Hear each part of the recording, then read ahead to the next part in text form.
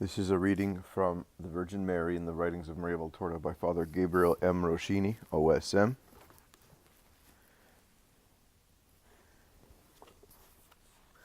The fact of the Immaculate Conception. In the first volume of Il Poema dell'Uomo Dio, Anne told Joachim that Mary came from God rather than either of them, since he caused Mary to be born of a barren stump. For this reason Anne called Mary Daughter of God. She said also that her pregnancy caused her no pain, but rather gave her peace and blessings, the fruits of God, her true Father. Poema 1, page 18. The work moves on to the privilege of the Immaculate Conception by which Mary's soul was preserved from original sin at the very moment God created it and joined it to its body. Jesus reveals to our visionary that he, the Word, performed the miracle of making fertile what was barren. He thus gave himself a mother who not only had the best disposition, as was natural she should have, being born of two saints, Anne and Joachim, but, unique creature, had not only a good soul as many others still have, not only a continuous increase of goodness because of her goodwill, not only an immaculate body, but had an immaculate soul. Jesus still speaking. Think what must have been the beauty of this soul, which the Father looked fondly on before time existed. It was the delight of the Trinity, who longed to adorn it with its gifts, to give it to itself. Oh, all Holy Mary that God created for himself, and then for the salvation of men. The soul, created to be the soul of the Mother of God. When this vital spark, derived from the more lively throb of the threefold love of the Trinity, the angels rejoiced because paradise had never seen a brighter created light. Like a petal of a heavenly rose, a mystical and precious petal that was a gem and a flame, the breath of God descended to give life to a body quite differently than for others. It descended so powerful in its ardor that guilt could not contaminate it. It came through the heavens and enclosed itself in a holy womb. The world had its flower, but did not yet know the true, unique flower that blooms eternally, lily and rose, sweet-smelling violet and jasmine, helianthus and cyclamen, blended together, and with them all the flowers on earth in one flower only, Mary, in whom every grace and virtue is gathered together. In April, the land of Palestine looked like a huge garden, and the fragrance and colors delighted the hearts of men, but the most beautiful rose was still unknown. She was already flowering to God in the secrecy of her mother's womb, because my mother loved since she was conceived.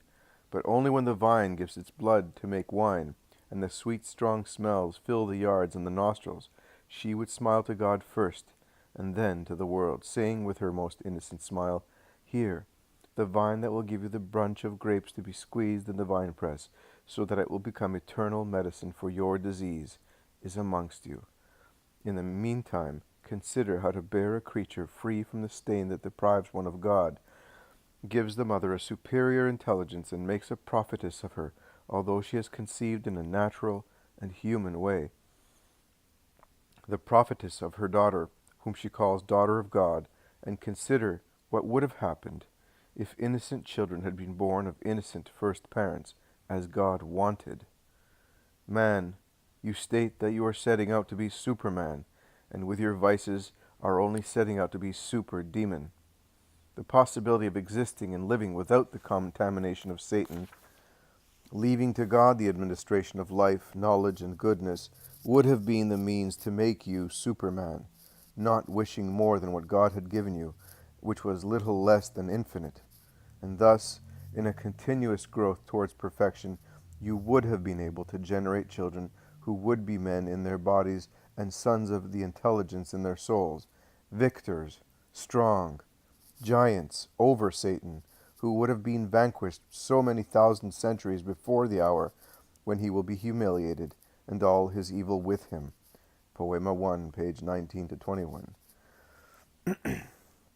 St. John the Evangelist, during a conversation with the Blessed Virgin, reminded her that she was born without the original stain. I am just an uneducated fisherman. I don't know anything about doctrines and scriptures except what the Master taught me. No sin ever stained your soul, not even that notorious sin everyone inherited from Adam. It is the common lot, but it did not touch you. God preserved you by an exceptional, a unique privilege, because He always destined you to become the ark of the Word. After all, even the first ark has always had to be most pure, even though, alas, the things in it, the tables of the law, have turned cold, dry, and dead, because the people of God haven't kept the law as they should have. Poema 10, page 283 to 284. Footnote 141. The papal Ineffabilis Deus, in particular its prologue, gives precisely Mary's divine motherhood as the most appropriate reason for her preservation from original sin, and for her holiness inferior only to God's own. See Denzinger, Enchiridion Symbolorum, numbers 2800 to 2801. In the third year of his public ministry, Jesus spoke with a few Roman pagans in Joppa. He stated that the likeness of God in human beings is found most perfectly in the human spirit. This is because God is a most pure spirit, eternal, perfect, immutable, indefatigable in acting. The Spirit, created for all men by the same source of power and goodness, knows no variations of the original perfections. One only is the uncreated and most perfect Spirit, and it has always been such.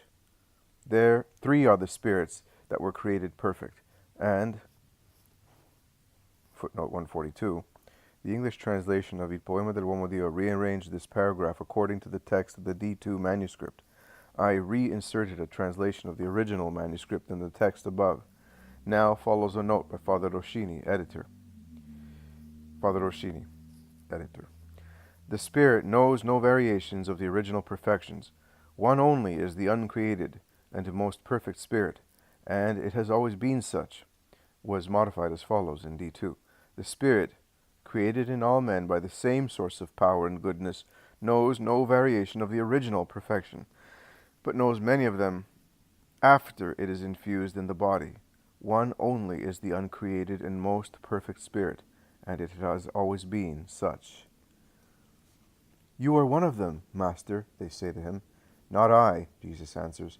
In my flesh I have the Spirit that was not created, but was generated by the Father through exuberance of love. Footnote 143. Again, the translations of this paragraph is done according to D2. I reinserted a translation of the original in the text above, and a note by Father Roschini now follows. Editor. This entire reply was modified as follows in D2. In my flesh I have the divine Spirit that was not created, but was generated by the Father through the exuberance of love. And I have the soul created for me by the Father, as I am, now, the man, a perfect soul as befits the God-man, but I am speaking of other spirits. At the bottom of the page, Maria Valtorta wrote, Here Jesus speaks as God, the Word, through whom all things were made, even his human soul. Had he spoken as a man, he would have said that God, in other words himself, had created the only most perfect Spirit to join it to his flesh as the incarnate Word, in whom all forms of perfection are concentrated. Since he is speaking to Gentiles, however, he adapts his speech to their pagan ignorance. Maria Valtorta's note at the bottom of the page is omitted in the English translation of Il Poema dell'Uomo Dio. Editor.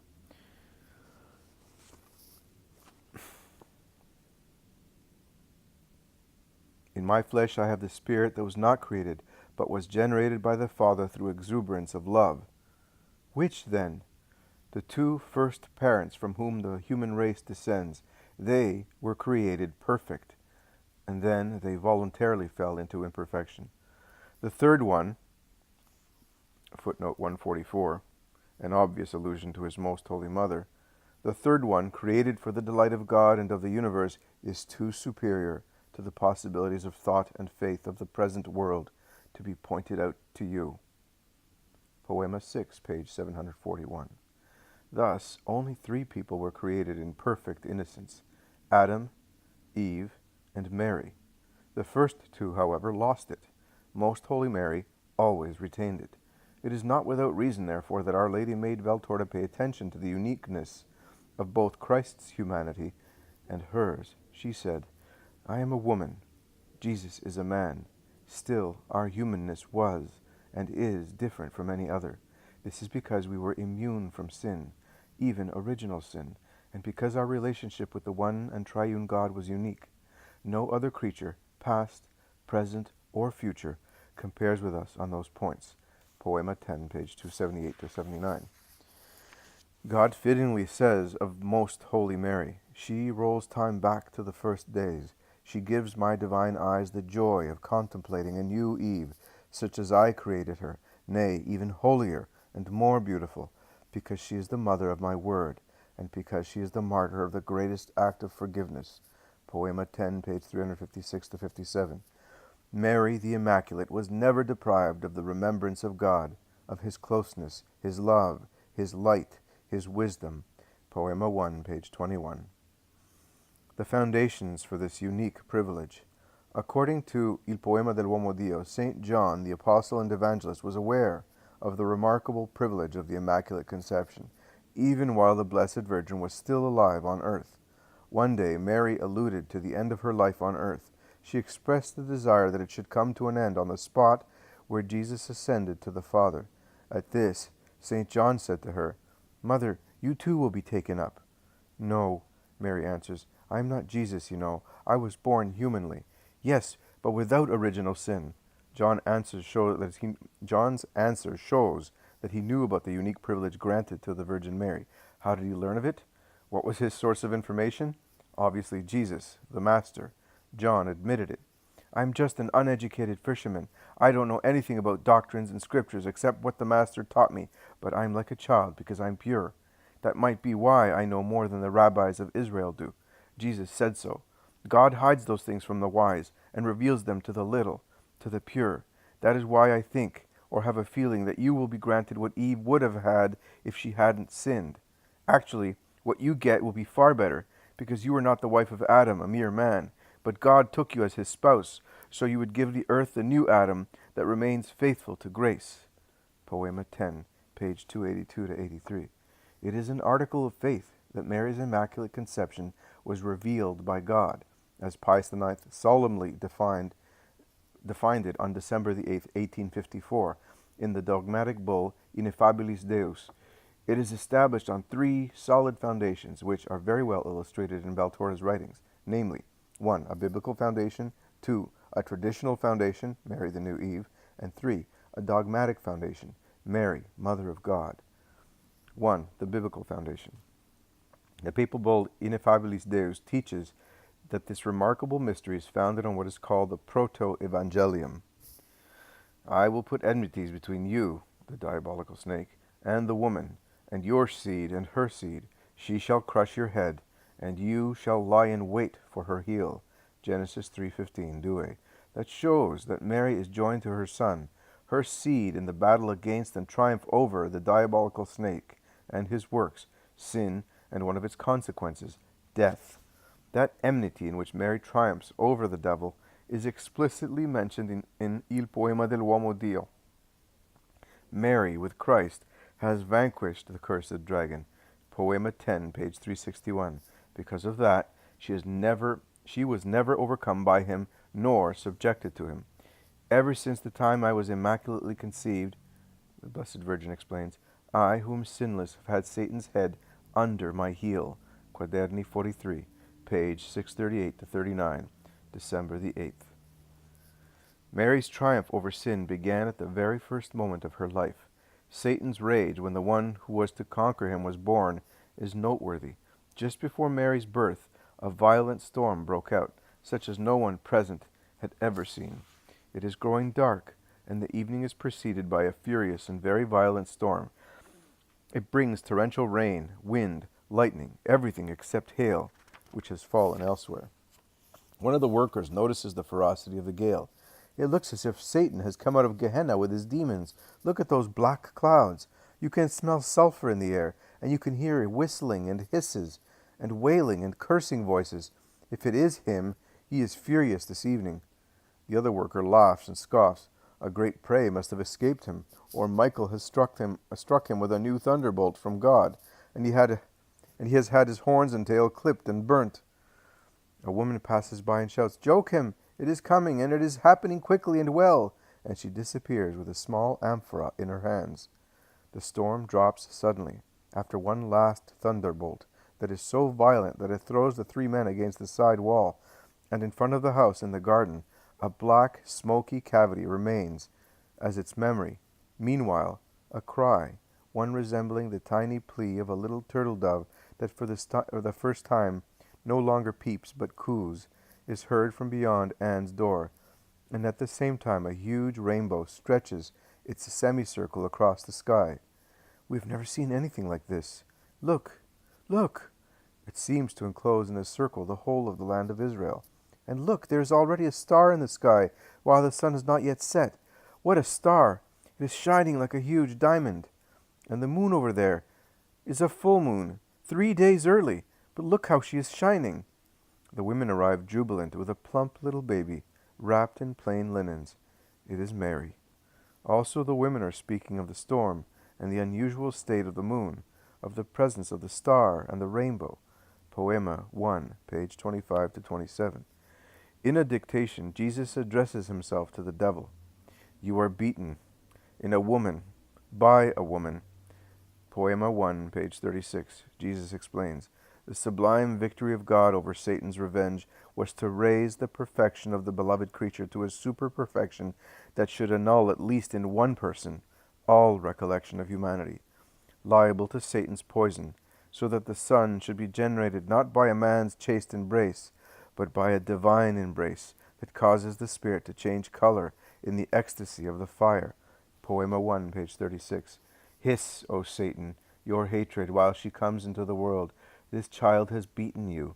Before, you were the rebel, the twister, the corrupter. You were already beaten, and she was your conqueror. 1,000 assembled armies are of no avail against your power. The arms of men fall before your scales, O perennial one, and there is no wind capable of dispersing the stench of your breath. And yet, the heel of this child, which is so rosy as to look like the inside of a rosy camellia, and is so smooth and soft that silk seems coarse in comparison, and is so small that it could enter the chalice of a tulip and make itself a tiny shoe with that vegetable satin, that heel is crushing your head without any fear and relegates you to your den. And her cry causes you to flee away, although you are not afraid of armies, and her breath purifies the world of your foul smell. You are defeated. Her name, her look, her purity are a lance, a thunderbolt that pierces you and demolishes you and imprisons you in your den in hell, O cursed one, who deprived God of the joy of being the Father of all men created." Poema 1, page 35. 2. The traditional foundation. Tradition provides a second foundation for the Immaculate Conception. It is the fact that Mary was the new Eve, the antithesis of Eve. Mary rendered Eve null and void. While Eve went downhill in self-seeking, Mary retraced Eve's steps uphill in self-denial. I went along the road of the two sinners, but in the opposite direction," Our Lady explained to Valtorta. Poema 1, page 114. The utter contrast between Mary and Eve was found in Valtorta's writings, is summarized in the box on the next page. It can be seen there that Most Holy Mary was preserved from every single bond with Satan, and therefore from the contamination of original sin. It follows that Mary was immaculately conceived. So I'll read the two opposing sequences of sentences. So Mary is on the left, Eve is on the right. An angel of light appeared to Mary. The angel of darkness appeared to Eve. The angel of light spoke to Mary about divine procreation. The angel of darkness spoke to Eve about human procreation. Mary obeyed God when she consented to the proposition of the divine messenger. Eve disobeyed God when she believed the seducer, who, against God's command, proposed the mystery of human procreation. When Mary heard the angel of light, she profoundly humbled herself. When Eve heard the angel of darkness, she became proud and craved to become like God.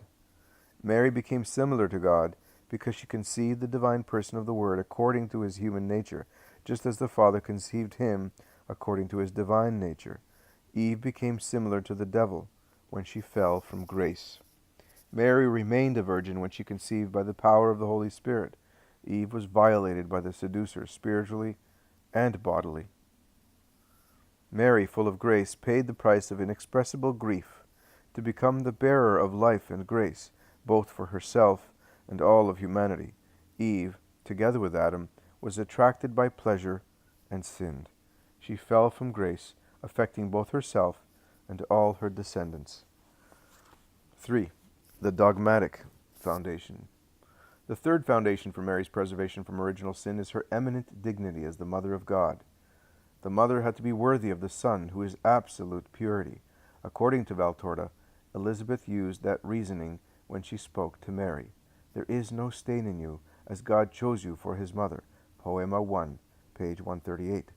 In virtue of her divine motherhood, Mary became the living tabernacle of the living God. This tabernacle could not fail to be very pure. Jesus made the following remarks. When the time of grace had come, God prepared his virgin. You will readily understand that God could not dwell where Satan had put an indelible mark, original sin and its consequences. The power therefore took action to prepare its future spotless tabernacle, and she, on whom there is no stain, was conceived of two just people, Joachim and Anne, in their old age against the common rules of procreation. Footnote 145. This passage is annotated as follows in D2. Although Mary was born of a bodily union, it was against the common rules of procreation. Anne had an organic problem. Besides, she was too old. She could not have conceived that child without a miracle willed by God.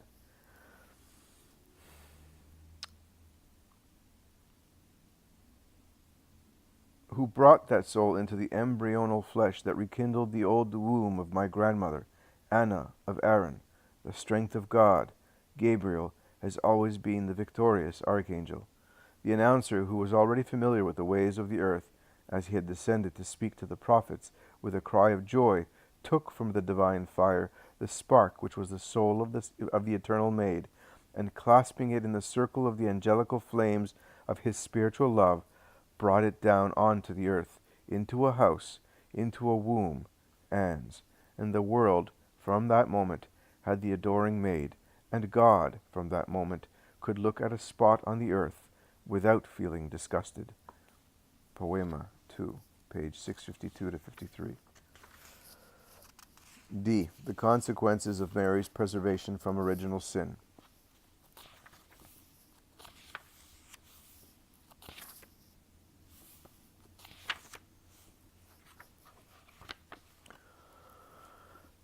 There are 3. 1. The anticipated use of her reason. 2. Immunity to the impulse of concupiscence. 3. Immunity to the shadow of actual sin. 1. The anticipated use of her reason. From the very moment of her conception, Mary experienced sanctification from 2 points of view. The one, negative, immunity to original sin. The other, positive, the gift of sanctifying grace. In which way did the Blessed Virgin receive grace? And how was she sanctified? Was this grace received like children, unconsciously, or like adults, consciously, with the anticipated use of her reason, with acts of faith and love? Valtorta tells us that Most Holy Mary received grace in a conscious way, with the anticipated use of her reason. Thus Jesus spoke to the seer, "My mother loved God since she was conceived." Footnote 146. D2 explains as follows. This is because she was full of grace. Grace is love. It is wisdom. It is everything. Mary, being full of grace, loved as soon as she had a soul. Poema 1, page 20. I said, Mary loved since she was conceived. What is it that gives light and knowledge to the soul? Grace. Footnote 147. A sheet joined to D2 has more details. Adam and Eve, as soon as they were created, were able to love God since they knew his perfections. Grace and the other gifts received together with life enabled them to love him. Mary, whose soul was full of grace, loved with her most pure spirit as soon as she possessed that grace. She was ahead of the time when her whole being would be granted all the divine gifts fully and superabundantly in view of her eventual mission and perfection. At this time, she would love with her whole intelligence, her whole heart, and her whole strength. Her precocious love power should not astonish those who meditate St. Luke's Gospel, chapter 1, verses 44 and chapter 1, verse 15. John the Baptist was pre-sanctified in his mother's womb. He was purified from original sin. Due to this, he became extraordinarily intelligent. Since he now was a creature taken up into the supernatural realm, he received the corresponding gift of knowledge. It follows that his intelligence was perfect. He thus recognized his Lord in Mary's womb. He rejoiced, loved his Lord, and worshipped him. This confirmed the words of Gabriel the archangel to Zechariah, "John shall be filled with the Holy Spirit in his mother's womb." What is it that removes grace, original sin, and mortal sin? Mary, the Immaculate, was never deprived of the remembrance of God, of his closeness, his love, his light, his wisdom. Therefore, she was able to understand and love when she was but flesh, forming around an immaculate soul that continued to love. Poema 1, page 20 to 21. In her humility, she did not know that she possessed wisdom before being born, and that the union with wisdom was but the continuation of the divine pulsations of paradise. Footnote 148. This is annotated as follows in D2, when God created Mary's soul. She could not imagine that, and when God whispered sublime words to her in the depths of her heart, in her humility she considered them thoughts of pride, and raising her innocent heart to God, she besought him, "Lord, have mercy on thy servant." Oh, it is true that the true, wise Virgin, the eternal Virgin, has had only one thought from the dawn of her day, to raise her heart to God from the morning of life, and to watch for the Lord. Poema 1, page 57. John the Baptist was granted the use of his reason when sanctifying grace freed him from sin. How much more should the Queen of Saints be granted the use of her reason when grace preserved her from original sin? Also, this gift was permanent for Mary. Footnote 149. This Marian privilege has been accepted by several theologians, at first timidly, then more firmly and more widely, so that such an opinion since the 16th century may be said to be common. See G. Roschini, La Madonna secondo la fede e la teologia, The Blessed Virgin According to the Faith and Theology, Volume 3, Rome, 1953, page 96. But not for John the Baptist. Also, this gift was permanent for Mary, but not for John the Baptist. That Mary received the permanent use of her reason from the time she was conceived is clearly demonstrated in Maria Valtorta's writings. One day, when Mary was not even 3 years old, she went into the garden Joachim took care of. Having picked several flowers of various kinds, she ran back to her mother to give them to her. She had in her hands poppies, cornflowers, and other flowers that grow in cornfields, but I do not know their names. She is walking, and when she is near her mother, she starts running, shouting joyfully, and, like a little dove, she ends her flight against her mother's knees. She has opened them to receive her, and has put her needlework aside so that she would not get pricked, and has opened her arms to embrace her. "Mommy, Mommy!" The little white dove is completely in the nest of her mother's knees, touching the short grass with her little feet, and hiding her face in her mother's lap, so that only her golden hair can be seen on the nape of her neck, over which Anne bends to kiss it fondly. Then she lifts her head and offers her mother flowers. They are all for her, Mommy, and each one she tells the story she has invented. This blue and big one is a star, which has come down from heaven to bring the kiss of the Lord to my Mommy. Here, kiss this little celestial flower there on its heart, and you will see that it tastes of God. This other one instead, which is a paler blue, like Daddy's eyes, has written on its leaves that the Lord loves Daddy very much because he is good. And this tiny little one, the only one to be found, it is a myosote, is the one that God made to tell Mary that he loves her. And these red ones, does Mommy know what they are? They're pieces of King David's dress, stained with the blood of the enemies of Israel, and sewn on the battlefields and the fields of victory. They originate from those strips of the heroic, regal dress torn in the struggle for the Lord. 2 Samuel chapters 5 to 8. Vulgate 2 Kings chapter 5 to 8. Instead, This white and gentle one, that seems to be made with 7 silk cups looking up to the sky, full of perfumes, and that was growing over there near the spring, Daddy picked it for her again amongst the thorns, is made with the dress of Solomon.